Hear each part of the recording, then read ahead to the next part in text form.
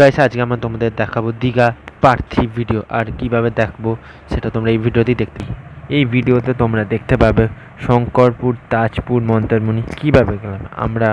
আমরা টোটো করেও যাওয়া যায় আর প্রাইভেট গাড়ি মানে অর্থাৎ ওখান থেকে তোমরা ট্রাভেলিং অনেক সংস্থা আছে, মানে যেখানে তোমরা দেখবে দীঘার বাস স্ট্যান্ডের ভলভো বাসের বাস স্ট্যান্ডের অপোজিটে দেখবে অনেক ছোট ছোট ট্রাভেলিং, যেখানে বলবে দীঘা, মন্দারমণি, তাজপুর বা দীঘা সাইট সিইং করার জন্য অনেক গাড়ি ভাড়া পাওয়া যায়।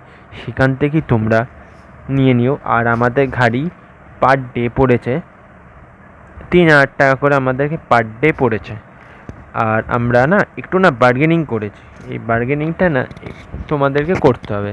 হয়তো তোমরা যদি ঠিকঠাকভাবে বার্গেনিং করো না, চলে আসতে পারবে। আজ আমরা প্রথমে যাচ্ছি, দেন আমরা এইভাবেই গাড়িটা পেয়েছি। আজ আমরা প্রথমে যাচ্ছি তাজপুর, অর্থাৎ তাজপুর এখান থেকে আমাদের 7 কিলোমিটার দেখাচ্ছে।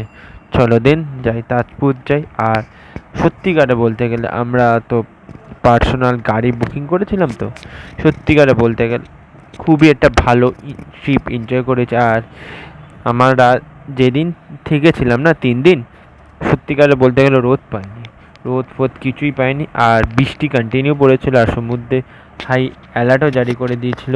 তাই আমরা এখন ধীরে ধীরে না তাজপুরের দিকে যাচ্ছি। আর রাস্তাঘাট না সত্যিই খুব ভালো, মানে খুবই ভালো। কোনো রাস্তাঘাট গর্ত নেই, এত এত এত মসৃণ রাস্তা। আর গাড়ি ড্রাইভারও না চালাতে খুব ভালো লাগছিল। আর আমরা চলে এসেছি তাজপুর সি বিচ। আর যারা তাজপুর সি বিচে যারা আসো তাদেরকে না গাড়ি পার্কিংয়ের জন্য তাদেরকে পার্কিংয়ের ভাড়াটা দিতে হবে। আর তোমরা এই ভিডিওর মাধ্যমে দেখিয়ে নিতে পারছো কত কি ভাড়া।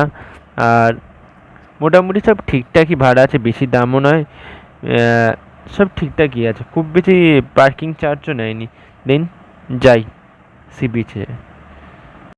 দেখতে দেখতে না একটা আমার অসাধারণ ফুল চোখে পড়লো, জানি না ফুলটার কী নাম, তাও একটা ভিডিওর মাধ্যমে রাখলাম। আর দেখতেই পাচ্ছ সেই তাজপুর অসাধারণ সমুদ্র সৈকত। সত্যিকারে বলতে না এত শান্ত, এত শান্ত তাজপুরের সমুদ্রটা দেখেছি না, সত্যিই আমার খুব ভালো লেগেছে। বোধহয় আমি এই ফার্স্ট টাইম তাজপুর এলাম, মানে এতবার 5-6 বার দীঘায় চলে এসে কিন্তু তাজপুর আসিনি। মন্দারমণি গেছিলাম কিন্তু তাজপুর এই ফার্স্ট টাইম এলাম। বেশ আমার ভালো লেগেছে, শান্ত শিষ্ট জায়গা, ভিড় মানে লোক খুবই কম, মানে টোটাল আমাদের হাতে গোনা 20 জন লোক ছিল, তাও খুব পরিষ্কার জায়গা, একটু নোংরা নেই, খুব পরিষ্কার জায়গা। তাজপুর দেখে এখন যাচ্ছি আমরা মেরিন ড্রাইভের সাথে কানেক্ট হয়েছে। মেরিন ড্রাইভটা ডাইরেক্ট আমাদেরকে নিয়ে যাবে মন্দারমণি সি বিচে। দেন মেরিন ড্রাইভে না দেখলাম না সত্যি গাড়ি, মানে যে ড্রাইভার কাকুটা আমাদের গাড়ি চালাচ্ছিল না, সত্যি ড্রাইভার কাকুটা খুব ভালো।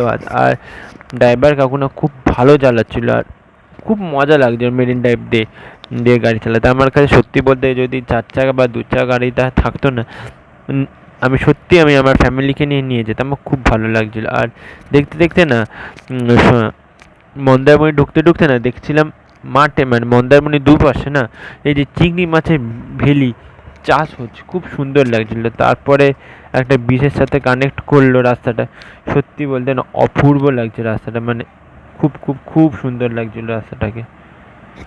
দেন এই বীজটা শেষ হতে হতে একটা মাইল ফলক পড়লো, যেখানে দেখাচ্ছিল যে মন্দারমণি যেতে আর মাত্র 9 কিলোমিটার বাকি। সত্যি বলতে রাস্তাঘাটগুলো এতটাই সুন্দর যে না 9 কিলোমিটার কী করে কেটে গেল বুঝতেই পারলাম না। আর মন্দারমণি গিয়ে না আমরা জ্যান্ত স্টারফিশ মানে ভর্তি ভর্তি সমুদ্রের ধারে পড়ে রয়েছে। আর সত্যি কথা বলতে না মন্দারমণিটা এত ফাঁকা না, সত্যি বলতে ওখানে থেকে যায়। আর ওখানে না গাড়ি চালিয়ে খুব মজা। আর এত ফাঁকা মন্দারমণি না, সত্যি কথা বলতে না আমার সেই পুরোনো দিনে যে বকখালিতে আমরা গেছিলাম সেই রকম সেই দিনের কথাটা মনে পড়ছে। জানি বকখালি আর ওই মন্দারমণি দুটো সম্পূর্ণ দুটো আলাদা। সত্যি কথা বলতে না পুরো এত ফাঁকা সত্যি গিয়ে গিয়ে খুব শান্ত লাগলো। দেন আমরা ওখান থেকে আমরা সোজা চলে গেলাম আজকে লাস্ট। দেন আমরা ওখান থেকে চলে এলাম লাস্ট, আজকে ডেস্টিনেশন হলো লাস্ট সি বিচ, সেটা হলো যে শঙ্করপুর সি বিচ। আর দেখতে দেখতে না যখন আমরা শঙ্করপুর সি বিচ যাচ্ছিলাম আর রাস্তায় মুষলধারে বৃষ্টি পড়ছে, মানে বুঝতে পারবে না খুব জোরে। আর চলে এলাম আমরা শঙ্করপুর সি বিচটাও খুব ভালো লাগছে, শান্ত শিষ্ট। আর এতটাই যে মানে জল নেই, মানে তখন ভাটা টাইম চলছিল, বলছিল যে ভাটা টাইম, আর যখন বৃষ্টি পড়ে না ওই জায়গাটা পুরো জলের জলময় হয়ে যায়। আর দেন ভিডিওটা আছে আমি এখানেই এন্ড করলাম, আর দেখা হবে নেক্সট পার্টের নেক্সট ভিডিওতে, মানে নতুন কোনো ভিডিওতে। আর এটাই হলো যে দীঘা যাওয়ার লাস্ট ভিডিও, মানে লাস্ট পার্ট, মানে লাস্ট নম্বর পার্ট। আর দেন ভিডিওটা ভালো লাগলে লাইক কমেন্ট শেয়ার সাবস্ক্রাইব করতে ভুলবেন না। দেন আজকে ভিডিওটা এখানে এন্ড করলাম।